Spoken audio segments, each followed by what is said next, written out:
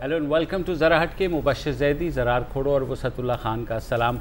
सारे एंकर्स मिलजुल कर एक प्रोग्राम कर लेते हैं, लेकिन हम लोग क्योंकि अपनी ज़ात में बेंजुमन हैं, अंजुमन क्या कहूँ, बेंजुमन सिस्टर्स कह लें या ब्रदर्स कह लें, जो भी है, तो बहरहाल हमने भी सोचा कि भाई एंकर्स को अपने साथ बुलाया जाए और कोई ऐसे, लेकिन फिर हमें ख्याल आया क्यों ना हम अपने एक ऐसे साथी और दोस्त को बुला लें जो तमाम जो है एंकर्स की अंजुमन हैं। तो हमारे साथ मौजूद हैं खालिद फरशोरी साहब, नामवर सहाफ़ी हैं और बहुत ज़बरदस्त लिखते भी हैं, प्रोग्राम भी करते थे और बहुत कुछ करते हैं। आप हल्का नहीं लीजिएगा, ये अखबार जहां के 3 दफ़ा एडिटर रह चुके हैं। बिल्कुल। खालिद अक्सर अपने साथ जो है ना जिन्नात भी रखते हैं। हाँ, तो इस वक्त तो कोई जिन नहीं, लेकिन मैं जिन्नात का पीआरओ हूँ। अच्छा, हाँ, चले ये अच्छा है। अच्छा खालिद साहब, ये बताइए कि करंट अफेयर्स पे सबसे मुस्तनद आवाज़ टेलीविज़न पे किसकी है? पसंद कौन है आपको? देखिए, करंट अफेयर्स पे जो भी एंकर्स अभी आ रहे हैं तो सब के सब अपने अपने तौर पे बहुत सी ऐसी चीज़ें लेकर आते हैं कि उनकी अपनी व्यूअरशिप है। अब उनके तरीक़ेकार से, उनके सेंसेशनलिज्म से कहीं ना कहीं किसी को इख्तलाफ भी हो सकता है, लेकिन उसके बावजूद उनकी व्यूअरशिप तो है, इससे तो कोई इनकार नहीं किया जा सकता। और ये एक बिल्कुल नया इन्होंने जो है ना, एक एंकर्स ने एक नई जहद पैदा की है कि वो एंटरटेनमेंट से ज़्यादा जो है अब लोग इस मतलब करंट अफेयर्स को देख लें। तो कम से कम शुरू में हमें उनको थोड़ा सा क्रेडिट ये देना पड़ेगा कि ये जितने भी एंकर्स हैं, चाहे वो किसी भी चैनल पे आ रहे हैं, वो एक ऐसी छलनी से छन कर आते हैं कि उसके बाद जो है उनका शो देखा ज़रूर जाता है। आप देखिए, इवन आप लोगों का शो जो है वो इतना डिफरेंट था, वाकई ज़रा हट के था, और आप लोग इतनी लो टोन में बोलते हैं, इतने डिफ़िकल्ट टॉपिक्स आप लेकर आते हैं, लेकिन उसके बावजूद भी लोग आपको अब इसलिए देख रहे हैं क्योंकि अब उनको चेंज चाहिए कुछ ना कुछ। ये आप हमारा तवा लगा रहे हैं? नहीं, मैं तवा ये तवा लगाने से पहले का है। पिछले दिनों आपका एक शो देखा जिसमें आपने इकरारुल हसन को बुलाया हुआ। इकरारुल हसन यानी जितना जो आपका एंकर है वो जितना पावरफुल होता है, उससे ज़्यादा कभी कभी जो पार्टिसिपेंट होता है ना, वो अपने अंदर बहुत सारी ऐसी चीज़ें लेकर आया था कि वो आपको फ्रंट फुट पे आने के बजाय वो बैक फुट पे ले जाए। इकरार ने आते के साथ ही पहला काम ये किया कि वसत साहब की तारीफ़ें शुरू कर दी। मैंने कहा वसत साहब से अच्छा तो कोई लिखता ही नहीं है, हम तो बचपन से इनको पढ़ते हैं। वसत साहब जो कुछ सोच के बैठे थे ना, तो फ़ौरन पीछे हो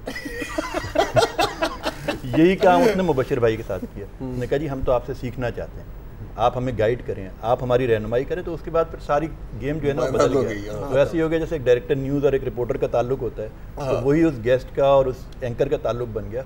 और उसमें जितना खौफनाक पंच आना चाहिए था, जितना ये लोग उससे मतलब उस वाक़े से आप लोग खाइफ थे, वो आप नहीं कर सकते। अच्छा, उस दिन ये गायब हो गए थे, तो वो जो है इन्होंने ये अक्लमंद मैंने अपने ऊपर -1 फार्मूला लगा दिया। एग्जैक्टली, खुद ही खुद।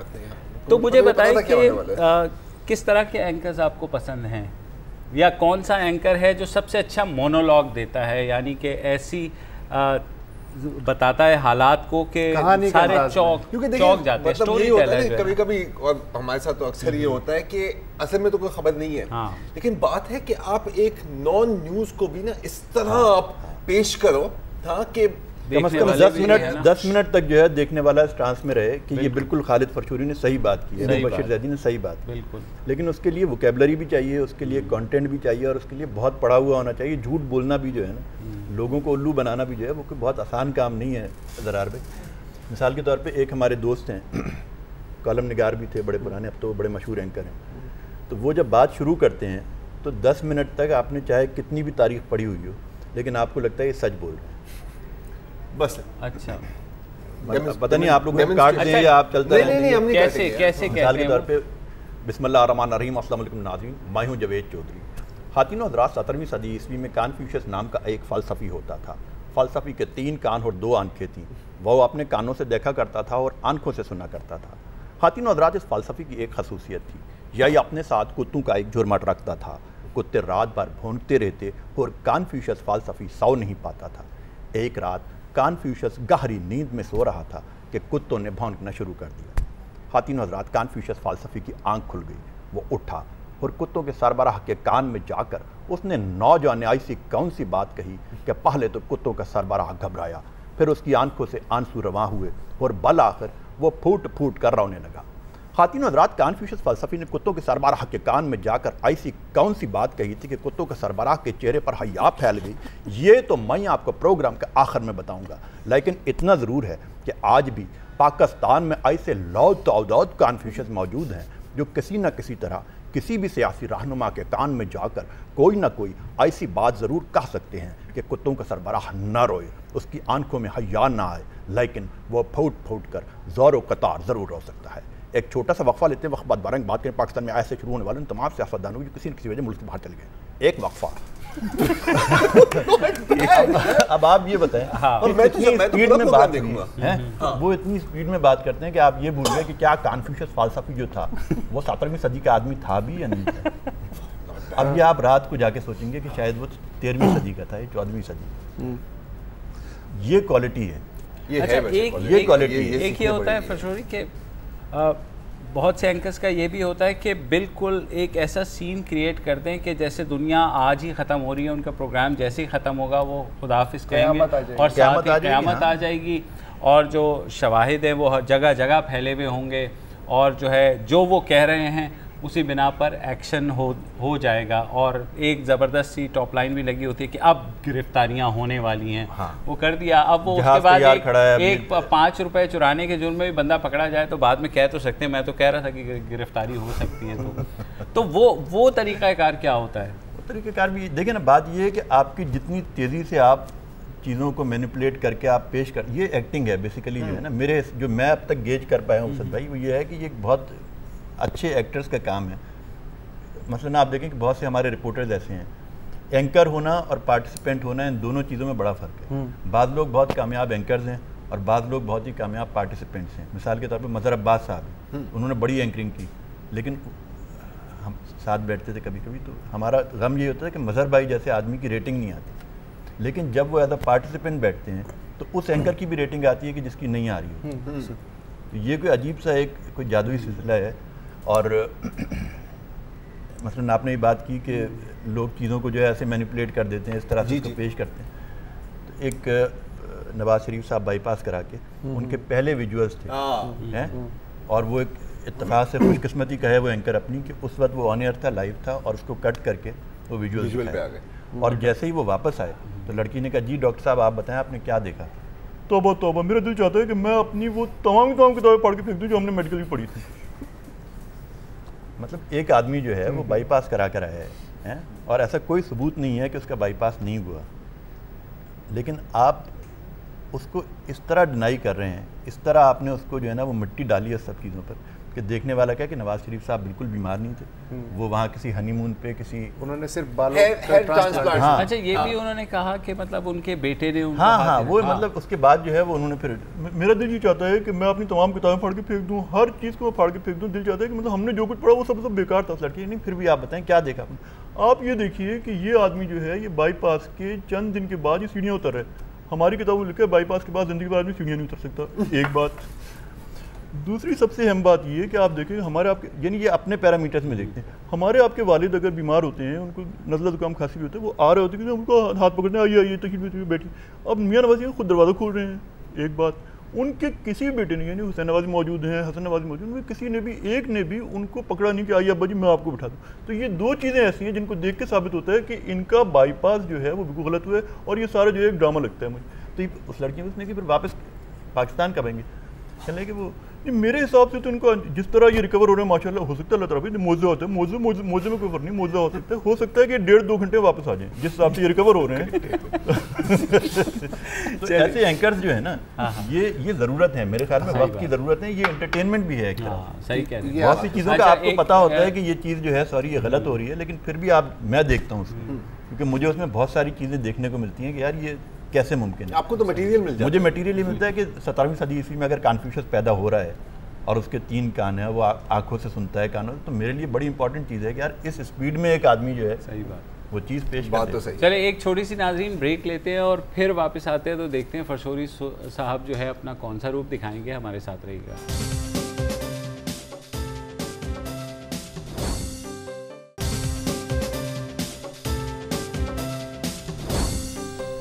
Welcome back. फरशोरी साहब, पहले तो ये बताएं हम तीनों में से आपको बड़ा ड्रामा कौन लगता है? सही बताइएगा। जर्रार खोड़ो। अच्छा ये क्यों है? हाँ ये क्यों? ये नहीं, इनसे मेरी दोस्ती क्योंकि पुरानी हमने इकट्ठे जगह काम भी किया हुआ है और आप क्योंकि मेरे बॉस रह चुके हैं। अच्छा ये उम्र में मुझसे कम से कम 40 साल बड़े हैं, लिहाजा ये कि मुझे कहीं आप फर्ज करें कि इस वक्त ज़रार खोड़ा यहाँ नहीं है, तो नहीं मैं अभी फर्ज नहीं करूंगा। वजह ये है मैं चला जाता हूँ यार, नहीं बात ये है कि जो टॉपिक हमारा है ना उसमें मतलब अभी थोड़ी देर पहले भी ये बात हो रही थी कि कुछ चीज़ें जो हैं वो बहुत बुरी तरह से डैमेज हुई हैं। मिसाल के तौर पे जो मेरे अपनी रीडिंग है वो ये है कि इन एंकर्स के आने के बाद से जो रिपोर्टर का जो एक इंस्टीट्यूशन था वो बहुत बुरी तरह डैमेज हुआ है। रिपोर्टर जो है वो ऐसे हुआ है कि मिसाल के तौर पे शेख रशीद है, उसको पता है कि उसको रात को 8 बजे हामिद मीर के प्रोग्राम में जाना है। सही है। और अगर उसको रात को उस चैनल का कोई रिपोर्टर, दिन में कोई चैनल का रिपोर्टर असेंबली में या किसी प्रेस कॉन्फ्रेंस में मिलता है तो वो उसको इतना फॉर ग्रांटेड ले रहा होता है, उसको पता है कि ये कुछ भी नहीं कर सकता है। इसका जो बॉसुल आज़म, जो बॉस दर बॉस है ना, वो मेरे टेलीफोन लाइन पर है, हम रात को इकट्ठे खाना भी खाएंगे। तो वो रिपोर्टर जो है उससे न सिर्फ वो सियासतदान और वो ताजिर बहुत लिए दिए रह के बात करते हैं, बल्कि जो न्यूज़ एंकर्स हैं ना वो भी अगर मिसाल के तौर पे वो मेरा बीपर लेगी तो कहे जी खालिद आप बताइए क्या हुआ, लेकिन अब मुबशिर साहब को पहले जी मुबशिर साहब अस्सलाम वालेकुम आप क्या कहेंगे इस बारे में। तो वो और इसका असर क्या हुआ है कि जितने रिपोर्टर्स हैं वो सब बिलावल हाउस के बाहर, 90 के बाहर, मुख्तलिफ जो सियासी पार्लियामेंट के बाहर वो ऐसे बेचारे खड़े होते हैं कि जो मतलब बहुत बुरी कंडीशन में होते हैं, घंटों इंतजार कर रहे होते हैं। एंकर जो है वो उसके लिए एक बड़ी प्रिविलेज क्लास वो बन गई है। 8 से 11 बजे के शोज़ आप देखें तो आपको ऐसा लगेगा पाकिस्तान में कुछ अच्छा नहीं, ये तो है। और सुबह 9 से 11 के शोज़ अगर आप देखें तो आपको लगेगा पाकिस्तान में कुछ बुरा है ही नहीं। मॉर्निंग शोज़ में कुछ और हो रहा है।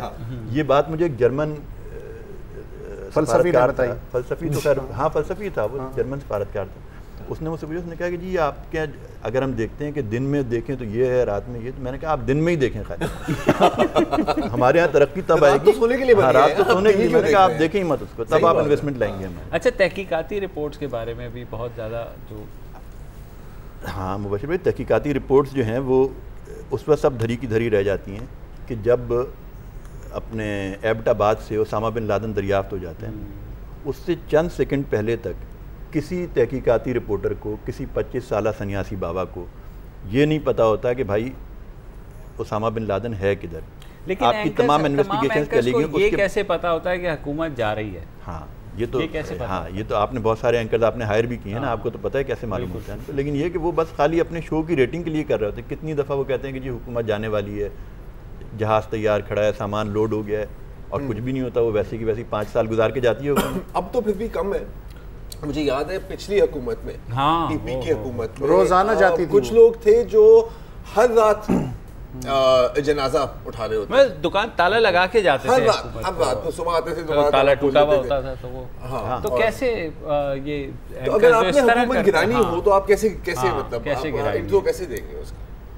हुकूमत गिरानी हो तो कैसे इंट्रो देंगे? नहीं, अगर हुकूमत गिराने की ख्वाहिश है ना, मैं अपनी ख्वाहिश को अगर खबर बनाऊंगा तो वो ऐसे भी बहुत सारे लोग हैं हमारे। मिसाल के तौर पर इमरान खान का धरना हो रहा था, तो एक हमारे भाई हैं, मतलब दोस्त हैं, हमने इकट्ठे कहीं काम भी किया है। उस वक्त वो पसे पर्दा होते, लेकिन जैसे ही वो पर्दे के सामने आए तो एक बिल्कुल नया चेहरा उनके नज़र आया, और वो बहुत ही ज़बरदस्त, यानी अपनी इतने एक्सप्रेसिव आदमी मेरे ख्याल में टीवी की तारीख में कोई नहीं है। अच्छा। और उस धरने के दौरान में उनको ऐसा लगा कि शायद अब ये पूरा मॉब जो है, ये क्योंकि उनकी अपनी ख्वाहिश थी ना कि वो नवाज शरीफ की हुकूमत चली जाए, तो उनका ख्याल ये था ये पूरा मॉब अभी जाएगा और जाकर उसको जो लात मारनी है, दरवाजे को मारनी है लात, और वो पहुंच गए मॉब में ना, धरने में अपना स्टूडियो छोड़कर, तो कहने लगे history is in the making होने वाली है, अभी सारे ने जाना है उधर और जाके लात मारनी है, और जाके जो है ना ये पूरा मजमा उधर चला जाएगा, आ जाओ मेरे पीछे, कैमरामैन को बुला रहे हैं सब। लेकिन हुआ वैसा कुछ भी नहीं।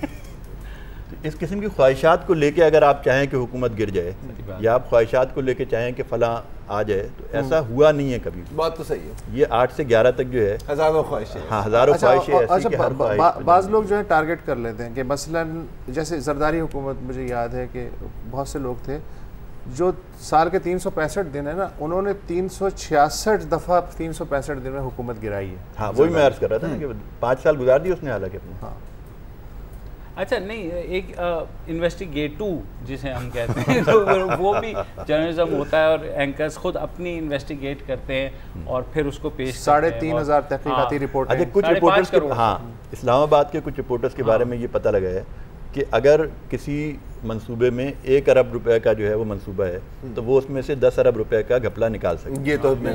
ये एहलियत है ना। लेकिन एंकर फिर उस घपले को किस तरह पेश करेगा? मतलब आप देखें ना, उस तहकीकात का नतीजा है कि जितने केसेस हुए हैं एंकर्स के ऊपर, मतलब ऐसा ना हो कि मेरे ऊपर जो है ना कोई तौहीन एंकर का केस बन जाए मेरा, लेकिन हक बात यह है कि एंकर्स के ऊपर जितने भी केसेस हुए हैं बिलाखिर उनको जाकर जो है सबको नहीं, लेकिन ये कि बाज़ केसेस में जो बड़े हाई प्रोफाइल केसेस में आखिरकार या तो माफ़ी मांगना पड़ी या जो है वो उनको जो है वो बस क्विट कर जाना पड़ा कि चलो जी कोई बात नहीं, हुआ कुछ नहीं, असर कुछ नहीं हुआ। नहीं, मैंने आपके ख़िलाफ़ जो है वो टैक्स चोरी का भी मुकदमा करा दिया, मैंने कहा जी आप मुल्क के गद्दार भी हैं, सब हैं, लेकिन आखिर में जब सबूत देने की बारी आई तो ना मैं था ना मेरा चैनल पीछे खड़ा था। तो इस चीज़ को जो है ना मेरे ख्याल में एक मतलब सीरियस नोट की तरफ अगर हम आएँ, इस चीज़ को ये एंकर्स ही हल कर सकते हैं। सही बात। इस चीज़ का जो है ना वो तदारुक होना, मैं तो ये कहता हूँ इसका तदारुक होना चाहिए और अच्छे लोग आना चाहिए, पढ़े लिखे लोग आना चाहिए। अब ये जो बहस अक्सर हमारे प्रेस क्लब में यूजेस में होती है कि भाई जर्नलिस्ट और नॉन जर्नलिस्ट का फ़र्क, मेरे हिसाब से ये कुछ भी नहीं है। अगर एक आदमी सही बात कर रहा है, सही बात है, और अगर वो जर्नलिस्ट नहीं भी है तो आपको उसकी सुनना चाहिए। बिल्कुल सही बात। मिसाल के तौर पे अमरीका की जब वो इराक वाली जंग हुई होनी चाहिए कि जी अगर आप जर्नलिस्ट एक नहीं ही है तो एंकर आपकी था राय कि की कोई अहमियत जिसने नहीं पूरे है। ये सिनेरियो जो बना है आज, जो इतनी ये एक इंडस्ट्री बन गई है 8 से 11 की, तो वो एक आध आदमी को आपको उसका क्रेडिट देना होगा और फिर अच्छाई की तरफ अल्लाह करे ये चीज़ जाए और आगे जाकर बेहतर हो। मुझे नहीं, क्योंकि आप लोग इस शोबे में हैं, आप बताएंगे। आपने अच्छा किया 8 से 11 की इंडस्ट्री कह दी, हम 11 से 12। सही बात है, हम तो निकल गए, हम 11 के बाद हम इससे ज़रा हट गए हैं। हाँ, ज़रा हट के हैं। अच्छा, हट गए अब। एक जो मेरी ऑब्जर्वेशन है वो ये भी है कि कुछ एंकर्स जो हैं वो मूँछों वाले एंकर्स हैं और कुछ जो हैं वो क्लीन शेप्ड एंकर। अच्छा, जो मूँछों वाले एंकर्स हैं वो उमूमन इतने, आप कामयाब हैं लेकिन वो जो मूँछों वाले एंकर्स हैं वो इतने कामयाब नहीं हैं जितना बगैर मूछ वाले एंकर है ना। मिसाल के तौर पे आप देखें, एक आदमी है वो कहता है कि जी आप बताइए आपने क्या कहा, अब आप बताइए, 1 मिनट, आपने जो कुछ कहा नाजरीन ये क्या कह दिया, आप 1 मिनट चुप हो जाइएगा, अब आप बताइए इस मामले। उस आदमी ने जब तक मूछें रखी ना उस वक्त तक मामला थोड़े से पीछे रहे, लेकिन जो ही मूछ काटी गई उसके अंदर का जो मतलब मुझ नहीं तो सब कुछ है। सर मुझे नहीं पता ये क्या गिमिक है, लेकिन कुछ स्टडी करनी चाहिए। डॉक्टर ले गया। अब आप नोट कर लेना कौन कौन मूछ वाले हैं। बात ने नोट कर लिया, बस नाम लेने की जरूरत नहीं है। चले, बहुत शुक्रिया खालिद, आप हमारे पास आए और बड़ी अच्छी गुफ्तगू रही। नाजरीन, न्यूज़ अपडेट्स का टाइम हुआ है, उसके बाद फिर वापस आते हैं एक नए गेस्ट के साथ।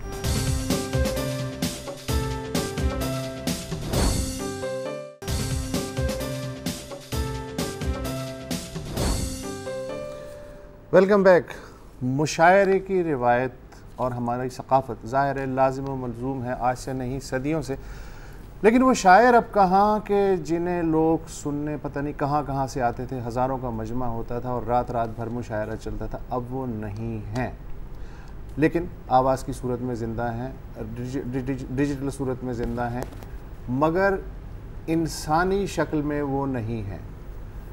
एक साहब, मेरे एक दोस्त ऐसे हैं, सैयद नुसरत अली उनका नाम है, कहने को तो वो मल्टी नेशनल कॉरपोरेशंस के ट्रेनर्स हैं, IBA में टीचर रहे हैं, PACC की कल्चरल कमेटी के चेयरमैन हैं, लेकिन जिगर मुरादाबादी से लेके आज तक जितने भी मशहूर शोरा हैं बहुत ही उन्होंने कीनली उनका मुताला किया है और ऐसी दिलचस्प चीज़ें उनके सीने में महफूज हैं जो आम तौर पे सुनाई नहीं देती। नुसरत साहब, वेलकम टू द शो। बहुत शुक्रिया। ये बताइए कि आपकी जो सबसे पहले मैंने जो आपको सुना था वो आशिक़ जिगर मुरादाबादी के तौर पे मैं आपको जानता था, ठीक है। उसके बाद मुझे नहीं पता था कि आप 1 मैन मुशायरा हैं, जिस तरह आप मशहूर हुए। तो आपका जो शोबा है वो है कंसल्टेंसी, और फारिग वक्त में आप इससे दिल बहलाते हैं या कमिटमेंट है, क्या है, मैं आज तक समझ नहीं पाया। असल में ये सब असल में मुख्तलिफ एक्सप्रेशंस हैं, चीज़ एक ही है। अंदर से अगर एक आर्टिस्ट इंसान अगर एक आर्टिस्ट है तो यानी तख्लीकी सलाहियत उसमें है, तो उसके मुख्तलिफ रंग हैं। कहीं आप पेंटिंग्स में देखते हैं, कहीं शायरी में देखते हैं, कहीं आप बोलने वाले में देखते हैं। तो ये चीज़ एक ही है जिसके इजहार मुख्तलिफ हैं। मसलन आज के दौर में जिगर नहीं है। हाँ, उर्दू से असल में मोहब्बत है, कुछ फितरी, कुछ ख़ानदानी, कुछ जरासीम चले आ रहे हैं, तो उर्दू के शुअरा खुसूसन उनसे मोहब्बत है। और जिगर तो आपने जैसे फरमाया कि जिगर को कहा जाता है शहनशाह मुतगज़्ज़लीन, यानी उनसे बड़ा गज़ल का शायर अब तक नहीं हुआ। उसके बाद मुख्तलिफ लोग आए और उनके नए रंग थे और उनके नए अंदाज थे, तरक्की पसंदी वहाँ से इसके बाद आई बीच में, लेकिन जो गज़ल की मेराज है वो जिगर है। तो आज का जो लड़का और लड़की है उसको कैसे बताएंगे कि जिगर क्या थे? जिगर के असल में खूबी ये है कि उनके यहाँ तरन्नुम भी है, तगज़्ज़ुल भी है, वज़न भी है, उसको गाया भी जा सकता है। और छोटे, बल्कि हर शायर का कमाल ये है कि छोटे चंद अल्फाज में बड़ी बात कह दी जाए। जैसे एक जगह जिगर फरमाते हैं कि उसने अपना बना के छोड़ दिया। क्या सीरी है, क्या रियाई, क्या सीरी है, क्या, अब कितना बड़ा शेर है। लेकिन तगज़्ज़ुल उनका वो क्या था? तगज़्ज़ुल उसमें यह है कि आप देखिए ना कि वो कब के आए और गए भी नज़र में अब तक समा रहे हैं, ये चल रहे हैं, वो फिर रहे हैं, ये आ रहे हैं, वो जा रहे हैं, यानी आपके सामने एक सीन खींच देते हैं। जी जी।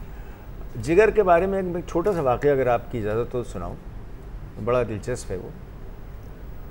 जिगर छोटा सा कारोबार करते थे ऐनकों का, जो कभी चलता ही नहीं था, और उनके पीर थे जनाब हज़रत असगर गोंडवी, जो कि बहुत बड़े सूफ़ी बुज़ुर्ग भी थे और इनके उस्ताद भी थे। जिगर का आलम ये था कि वो धुत रहते थे, कभी इधर पड़े पाए जाते थे, कभी यहाँ कभी वहाँ। इनकी बीवी बड़ी नेक सीरत और बहुत अच्छी खातून थी, मोहब्बत करने वाली। इन्होंने इनके पीर से एक दफ़े शिकायत की, हज़रत असगर गोंडवी जो ख़ुद बहुत बड़े शायर हैं। इनका एक बड़ा मशहूर शेर है कि यहाँ कोताही ज़ौक़ अमल है, खुद गिरफ्तारी, जहाँ बाजू सिमटते हैं वहीं सयाद होता है। ये इकबाल के रंग का शेर है। तो उन्होंने कहा मियाँ या तो तुम इसको अब ये छोड़ दो पीना पिलाना, या बीवी को छोड़ दो। उन्होंने बीवी को छोड़ दी। अरे क्या क्या? अब वो उस्ताद बड़े सटपटाए कि क्या हुआ। उसके कुछ अरसे के बाद हज़रत असगर की बीवी का इंतकाल हो गया। तो उन्होंने कहा, बड़ी गिल्टी फील कर रहे थे, उन्होंने कहा कि भाई मैं ऐसा करता हूँ, मैं इनको अपने निकाह में ले आता हूँ। वो अपने निकाह में ले आए। उसके बाद हज़रत असगर का इंतकाल हो गया। फिर जिगर ने कहा कि भाई आप फिर रुजू करता हूँ मैं। उन्होंने कहा are you playing with me like a tennis ball. कभी उनके कह लिया एक शर्त है, शराब नहीं पियोगे। उन्होंने कहा छोड़ दी। फिर मरते मर गए, उन्हें एक कतरा नहीं पिया। और जब वो घर में तशरीफ़ लाई तो ये उन्होंने गज़ल पढ़ी, और जिसके चंद शेर में उन्हीं के अंदाज में अगर आप कहें सुना देता हूँ। इसका नाम है तजदीद मुलाकात। मुद्दत में वो फिर ताज़ा मुलाकात का आलम, वाह।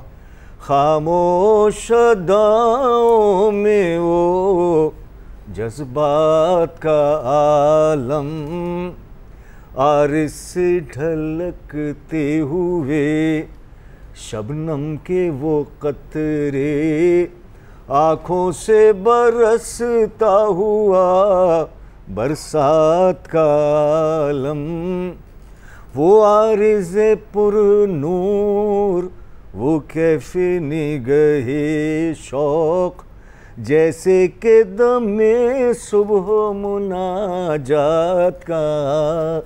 ये जो है ये बहुत तवील है। ये उस मौके की है जब तशरीफ लाई थी। अच्छा, इसी स्कूल में खुमार भी आ रहे हैं, खुमार 12 भी। खुमार ने उन्हीं के तर्ज में बात की। हाँ। तो खुमार के भी मैं आपको चंद चीज़ सुना देता हूँ। सुना है हमें वो भुलाने लगे हैं, तो क्या हम उन्हें याद आने लगे हैं, और हटाए थे जो राह से दोस्तों की, वो पत्थर मेरे घर में आने लगे हैं, और क़यामत यकीनन करीब आ गई है, खुमार अब तो मस्जिद में जाने क्या लगे।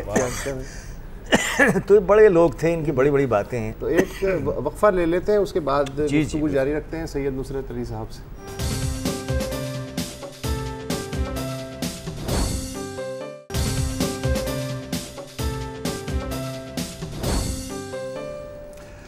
Welcome back.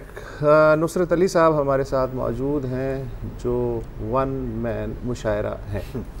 मुझे इस वक्त याद आ रहे हैं ज़मीर जाफ़री साहब, सैयद ज़मीर जाफ़री साहब। मसलन अब मुझे इन लोगों का तो नहीं पता, लेकिन मैं जो बड़ा हुआ हूँ उनकी कलाम पढ़ के, जो ज़राफ़त के अंदर जो संजीदगी होती थी, वो एक इंस्टीट्यूशन था, वो ज़मीर जाफ़री के बाद मुझे कहीं नज़र नहीं आता। आपने तो उनके मुशायरे बेपनाह सुने होंगे, तो आज की नस्ल को ज़मीर जाफ़री से ज़रा इंट्रोड्यूस कराइए। असल में तंज़ है, मिज़ाह है और फक्कड़पन है, इनमें बड़ी बारीक बारीक फ़र्क है। बल्कि किसी ने बहुत ही एक अच्छा जुमला अंग्रेज़ी का कहा है कि humour is the only bullet, if it is misfired it returns and kills the shooter first. सही बात है, यानी ज़रा सा तलवार की धार पे चलने के मुतरादिफ है। यानी ज़मीर जाफ़री साहब का कौल है कि अगर आप किसी के जूते पे पैर रखें तो उसका पॉलिश ख़राब ना हो, उसको इल्म हो जाए कि बस क्या गलती हुई, क्या तो इसलिए वो बड़ी नज़ाकत से लेके चलते हैं। तबर्रुक पेश उनका एक उन्होंने हीरो के बारे में, पाकिस्तानी फिल्मी हीरोज़ के बारे में कहा है कि वो देखो उखड़ा उखड़ा एक नाड़ी घुड़सवार, वो देखो उखड़ा उखड़ा एक नाड़ी घुड़सवार, कि उस पर तो तरस आया मगर घोड़े पे प्यार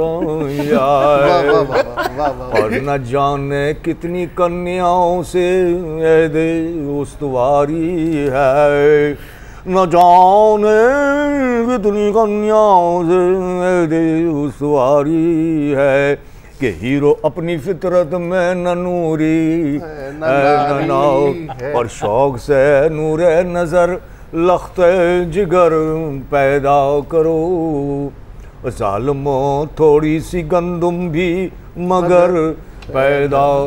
हज़रत इकबाल का शाही तो कब का उड़ चुका, अब कोई अपना मुकामी जानवर पैदा करो। अच्छा, ज़मीर जाफ़री से मुझे याद आया कि उनके बाद, अगर ज़ाहिर रिप्लेसमेंट तो नहीं हो सकता, एक डिफरेंट स्कूल दिलावर फिगार तो यकीनन बादशाह हैं, वो बहुत बड़ा स्कूल है। वैसे कई हैं। अच्छा, ज़मीर जाफ़री से पहले एक और थे, सैयद मोहम्मद जाफ़री एक ज़माने में, वो भी थे। फिर ये आए, फिर जनाब प्रोफेसर इनायत हुसैन माशाल्लाह आजकल हयात हैं। दिलावर फिगार का बिल्कुल अपना एक रंग है। वो फरमाते हैं कि सकता था एक शायर आज़म के शेर में, जाफ़री साहब, सकता था एक शायर आज़म के शेर में, ये देख कर तो मैं भी ताज्जुब में पड़ गया, पूछी जो इसकी वजह तो कहने लगे जनाब सर्दी बहुत शदीद थी, मिस्रा सुको। तो बेशुमार शायर हैं, कमर जलाल भी हैं और बेइंतहा हैं। अच्छा, आप जाहिर है कि आपके जो फेवरेट्स हैं वो 10-12 तो आप बड़े आराम से जो जी आपके अंदर बसे हुए हैं। बिल्कुल हिमायत अली शायर हैं। मेरी फरमाइश, अगर आप मुनीर नियाज़ी साहब जो है अगर वो कुछ सुना दें तो बहुत ही ज़बरदस्त हो जाएगा। मुनीर नियाज़ी साहब असल में उन बेचारे को ख़ास दो लोग ऐसे हैं जिन्होंने कभी अपनी अंदाज बनाए नहीं, बल्कि ख़राब करके पढ़ाए। एक तो फैज़ साहब, दूसरे मुनीर नियाज़ी। मुनीर नियाज़ी साहब इस तरह पढ़ते थे, हमेशा देर कर देता हूँ मैं, ज़रूरी बात कहनी हो, कोई वादा निभाना हो, उसे आवाज़ देनी हो, उसे वापस बुलाना हो, हमेशा देर कर देता हूँ। मदद करनी हो उसकी, यार की ढारस बंधाना हो,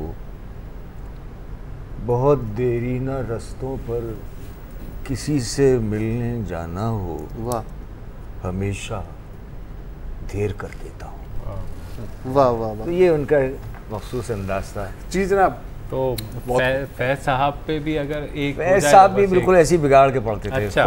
बकौल यूसी साहब को इतना बिगाड़ के पढ़ते थे ताकि कोई नकल कर ही ना पाए। ये भी एक रान यूं दिल में तेरी खोई हुई याद आई, जैसे वीराने में चुपके से बाहर आ जाए, और जैसे बीमार को हौले से जैसे बीमार को बेवजह करार आ जाए, और वगैरह वगैरह जिस दिन बातें कर रहे हैं इस तरह पढ़ते थे वो। तो फैज़ साहब, बल्कि फैज़ साहब का बड़ा मज़े का वाक़या है, यूसी जिस ज़माने में लंदन में ख़ुद साख्ता इनकी जलावतनी थी फैज़ साहब की, तो यूसी साहब मिलने गए उनसे। तो फैज़ साहब कहीं जा रहे थे तैयार होके, कहने लगे भाई यूसुफ साहब मैं हाइड पार्क जा रहा हूँ वॉक के लिए। तो इन्होंने कहा अच्छा। इतने में खातून मिलने आई, तो फैज़ साहब ने उनको बिठाया और यूसुफ साहब से कहने लगे यूसुफ साहब आप हाइड पार्क चले जाइए। बहुत खूब। क्या कहने, अभी तो शुरू हुआ था, अभी तो दाढ़ भी गीली नहीं हुई, लेकिन यह है कि वक्त सफ़ाक वक्त जो हर चीज़ को, हर मज़े की ऐसी तैसी कर देता है। हमारे साथ भी यही हो रहा है। तो सैयद नुसरत अली साहब बहुत शुक्रिया। बिल्कुल भाई, मेरी सादत है कि आप जैसे उलमा के दरमियान में बैठा। अरे सही है। अच्छा, इससे पहले कि मज़ीद हमें तफरीह में हमारी इजाज़त दीजिए, खुदा हाफ़िज़।